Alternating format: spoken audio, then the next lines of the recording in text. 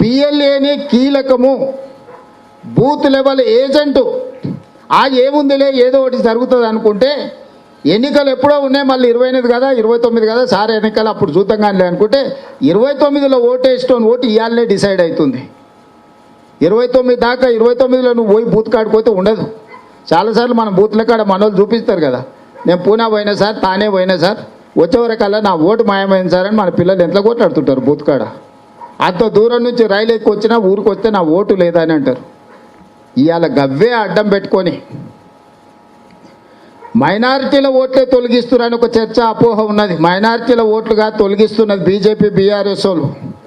ఎస్సీల ఓట్లు, ఎస్టీల ఓట్లు, మైనారిటీల ఓట్లు తొలగిస్తారు. ఎందుకంటే ఎస్సీలు, ఎస్టీలు, మైనారిటీలు 90% కాంగ్రెస్ పార్టీకి ఓటు వేస్తారు. లెక్క కట్టి గంప గుత్తగా తీసి ఈ ఓట్లను బయట పడెత్తిగా రేవంత్ రెడ్డి సంగతి చెప్పొచ్చు అని పెట్టుకున్నారు వాళ్ళు. కాంగ్రెస్ పార్టీకి ఇందిరమ్మకి ఎవరు ఓటేసారు? ఎస్సీలు, ఎస్టీలు, మైనారిటీలు, వీళ్ళే మెజార్టీ. ఏ ఊర్లో పోయినా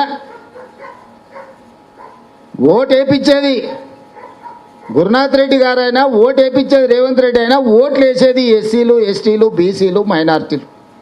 ఈ పేదోళ్ళు కొంతమందికి చదువు రాదు, ఈ పేదోళ్ళు కొంతమంది బతకనికి వలసపోతారు. ఈ పేదోళ్ళు కొన్నిసార్లు కూలికి పోయే పనిలో ఉండి ఏమున్నదిలే మళ్ళీ చూద్దాంగా అని అనిపోతారు. ఈ పేదోళ్ళు కొన్నిసార్లు అవగాహన ఉండదు, ఈ ఓటు సమస్య ఏంది, ఈ ఓటు నమోదు చేసుకోకపోతే వచ్చే నష్టమైందని.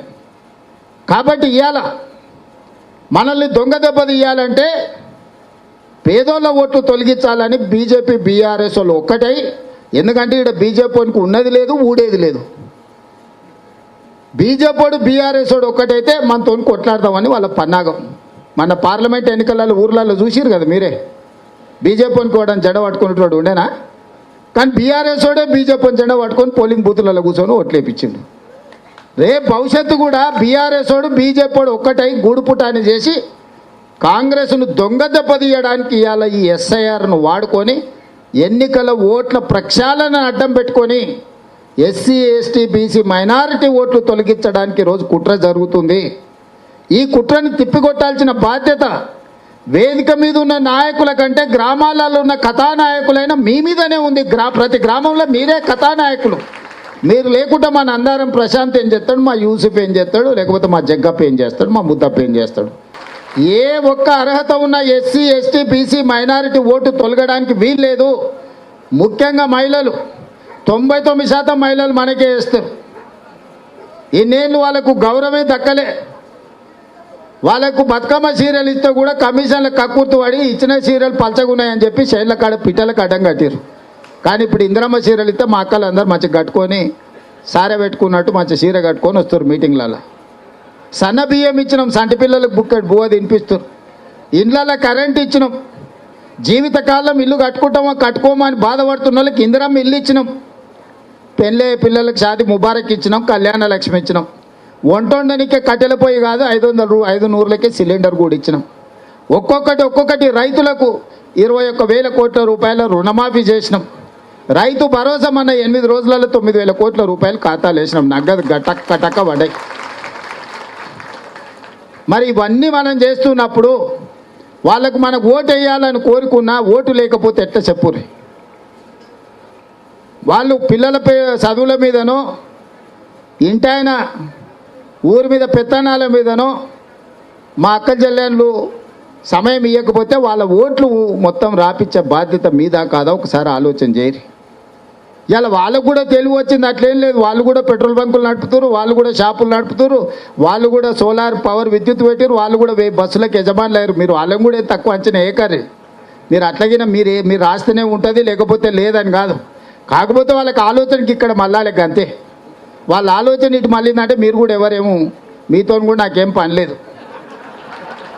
అందుకే మా అక్కలకు మా చెల్లెళ్ళకి చెప్తున్నా, మీ పిల్లలు మంచిగా చదివించుకున్నారు, ఇంటర్ డిగ్రీ చదివించుకోరు. బూత్కు ఒక ఆడబిడ్డ బయటకు వచ్చి ఇల్లు 4 రోజులు తిరిగితే బ్రహ్మాండంగా ఆడపిల్లలే మొత్తం రాసి ఫిలప్ చేసి ఇచ్చేస్తారు. ఇక వచ్చేసారి వీడు ఎవరు ఉండరు, మొత్తం మా ఆడపిల్లలే ఉంటారు. వచ్చేసారి వీళ్ళందరూ గేట్ బయటనే ఉంటారు. ఈ పని చేయకపోతే ఉన్న వాళ్ళందరూ ముందల వరుసలనే మా మహిళలు కనిపిస్తారు. మీరు గినా చక్కగా చేయకపోతే వచ్చేసారి మీరు అంతా గేట్ బయట ఉంటారు, మహిళలు మొత్తం లోపల ఇక్కడ ఉంటారు. ఈ వేదిక మీద కూడా ఇక్కడనే కాదు, ఇక్కడ కూడా మహిళల పెత్తనమే వస్తుంది. 33% రిజర్వ్ ఆల్రెడీ లోకల్ బాడీలో 50% వచ్చింది. రేపు అసెంబ్లీలో పార్లమెంట్లో 33% వస్తుంది. మీ పెళ్ళి అవుతుంది ఇంక అందరికీ. నేను చెప్తున్నా, మీరు ఏదో అనుకుంటారు ఎప్పటికీ మా చేతులనే పెత్తనం ఉంటుందని. అట్లా ఏం ఉండదు, దగ్గర పడ్డది.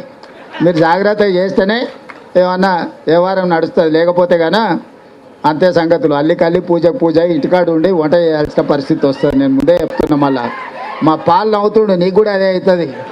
ఇంట్లో వంట వండి పిల్లలకు స్నానం చేపించి బడికి తోలే పరిస్థితి వస్తుంది. పాలు ఇక నేనేం ఓట్లకు అడిగేది ఏం లేదు. ఆ పక్కల ప్రమోద్కైనా నీకైనా ఆడ మాధవ్కైనా మీ అందరి పని అంతే అవుతుంది. అందుకే ఇవాళ మీ అందరికీ నా సూచన ఒక్కటే, ఇది మనందరి గుర్తింపు. ఓటు పోయిందంటే, గ్రామంలో ఓటు లేదంటే ఆ గ్రామంలో మనిషి బతుకున్నా చచ్చిపోయినంత సమానమే అని మన వాళ్ళందరూ భావిస్తారు. అందుకే ఎవరి కష్టాలలో ఉన్నా, ఎవరి ఇతర ప్రాంతాలలో ఉన్నా వాళ్ళందరూ ఓట్లు రాపించే బాధ్యత మన పార్టీ నాయకులది.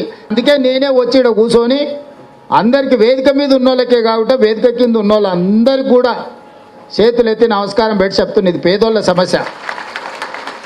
ఇది నా సమస్యనో నీ సమస్యనో తెల్లబట్టలు వేసుకున్న వాళ్ళ సమస్య కాదు. కూలీనాలు వేసుకునే పేదోళ్ళ సమస్య, ఆడబిడ్డల సమస్య, దళితుల సమస్య, గిరిజనుల సమస్య, మైనారిటీల సమస్య. ఓటు పోయిందంటే సర్వం పోయినట్టే. మనం అంత అన్యాయం చేస్తే మనకి బాధ్యత ఉండి కూడా తప్పు. అందుకే సర్పంచులు కానీ, స్థానికంగా ఉండే నాయకులు కానీ, మండల స్థాయి నాయకులు కానీ పూర్తిగా దీని మీద ప్రత్యేకమైన దృష్టి పెట్టి పని చేసి ఏ ఒక్కరికి అన్యాయం జరగకుండా దీన్ని అంతా కూడా ప్రక్షాళన చేయాలి. మరి కొడంగల్తో పాటు ఇటు నారాయణపేట జిల్లాలో రామ్మోహన్ రెడ్డి గారు అయితే ఆయన్నే సొంతంగా ఊరూరు బూతు బూతు తిరుగుతాడు. పరిగిల పెద్దగా మనం ఆలోచన చేయాల్సిన అవసరం లేదు. మరి మా మనోహర్ ఏం చేస్తుండో, ఎకరాలు కొని గజాల బకరాలకు అమ్ముతుండేమో తెలియదు, కానీ అదొక 10 రోజులు మా మనోహర్ వాయిదా పెట్టాల్సిందే. ఇప్పుడు నేను ఏనన్నా పోయి కొడంగల్ నుంచి పోయి వరంగల్ ఉపాన్యం ఇస్తే కొడంగల్ ఏం చేసినావు సార్ మా దగ్గర చెప్తున్నావు అంటారు. అవునా? అందుకే అందరికంటే నెంబర్ 1 మనం ఉండాలి. ఇలా పొజిషన్ నెంబర్ 1 మనకుంటే ఇందులో కూడా మన నెంబర్ 1 ఉండాలి. ఇలా వాళ్ళందరూ మన మీదనే పగబట్టి కదా పంచాయతీకి వస్తున్నారు. మన దెబ్బకే కదా బీఆర్ఎస్ వాళ్ళు, బీజేపీ వాళ్ళు మొన్నటి వరకు నిప్పు ఉప్పు లాక్కున్న వాళ్ళు, తాస్పాము ముంగిస లాక్కున్న వాళ్ళు ఇప్పుడు అల్లై బల్లై వేసుకొని తిరుగుతున్నారు చీకట్ల. మన దెబ్బకే కదా. అందుకే మనల్ని దొంగ దెబ్బ తీయాలని ప్రయత్నం చేస్తున్నారు. అందుకే మిత్రులారా, అందరం అప్రమత్తంగా ఉండాలి. రాబోయే వారం రోజులు ఇక ఇంటికాడ సెలవు పెట్టుర్రి, ఇంట్లో కూడా చెప్పుర్రి. ఇంటికాడ రోజు పొద్దున్నే 2 గంటల సమయం ఇంటి ఆమెకు చెప్పి, మా అక్కలకు మా చెల్లెళ్ళకు కూడా చెప్తే ఇంటి ఆయనకు సెలవు రమ్మ ఒక వారం రోజులు ఈ పని మీద దిప్పురి. రోజు పొద్దుగాలు ఇవ్వగానే గుర్తు చేయరు, సార్ ఏవో పని చెప్పాయి కదా ఏం చేస్తున్నావు అని రోజు రాగానే అడుగురు. ఇంటికి రాగానే పొద్దుగాల బయటికి దోలురి, సాయంత్రం ఇంటికి రాగానే ఏం పని చేసినావు అని మా అక్కల్ని అడగమని చెప్తున్నా. లేకపోతే వాళ్ళు చెప్పకుండా ఊర్లో వేసి చెట్ల కింద కూర్చొని పెత్తనం చేస్తారు. లేకపోతే 100 ఉంటే తాండూరు పోతారు, 1000 ఉంటే పట్నం పోతారు. మళ్ళీ దావతులకి ఇక తక్కువ లేదు. అందుకోసమని రోజు మా అక్కలకు అందరికీ చెప్పేది ఒకటే, పొద్దుగాల సార్ చెప్పిన పని ఏం చేస్తావని, సాయంత్రం వచ్చినాక సార్ చెప్పింది ఎంత చేస్తావని రోజు లెక్క అడుగుతారంటే ఈ వారం రోజులలో అందరికీ న్యాయం జరుగుతుంది, పేదోళ్ళకు మేలు జరుగుతుంది. ఏ ఒక్క పేదోళ్ళ ఓటు కూడా పోకుండా చూడాలి. ఇది ఒక మైనారిటీలదో మెజారిటీలదో సమస్య కాదు, ఇది పేదోళ్ళ సమస్య. పేదోడు ఎవరి పక్కన ఉంటాడంటే కాంగ్రెస్ పక్కన ఉంటాడు. పేదోని ఓటు తీసేస్తే ఆటోమేటిక్గా అంత అయిపోయినట్టే అని వాళ్ళిద్దరు లెక్కలు పత్రాలు వేసుకొని మన ఢిల్లీకి పోయి కూడా రేవంత్ రెడ్డి దగ్గర 35,000 దొంగోట్లు ఉన్నాయని అన్నట్టు. అవునా? ఏం చూసు బీఆర్ఎస్ వాళ్ళు వాళ్ళ వారసులు అంతా కట్టగట్టుకొని 35,000 ఓట్లు అంటే మనకు సరిగ్గా ఎంత మెజార్టీ వచ్చిందో అవన్నీ దొంగోట్లు అని చెప్తున్నారు.